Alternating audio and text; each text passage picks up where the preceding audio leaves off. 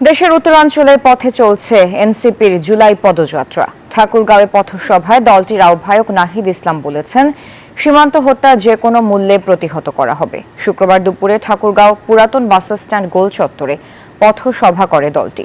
এ সময় দলটির আহ্বায়ক নাহিদ ইসলাম বলেন, জুলাই ঘোষণাপত্র সংস্কার, বিচার ও নতুন সংবিধানের মাধ্যমে নির্বাচনের দাবি জানান। এ সময় উত্তরাঞ্চলের মুখ্য সংগঠক সার্জিস আলম, দক্ষিণাঞ্চলের মুখ্য সংগঠক হাসনাত আব্দুল্লাহ, সিনিয়র যুগ্ম সদস্য সচিব ডাক্তার তাসনিম জারা, মুখ্য সমন্বয়ক নাসির উদ্দিন পাটোয়ারি সহ অনেকেই উপস্থিত ছিলেন।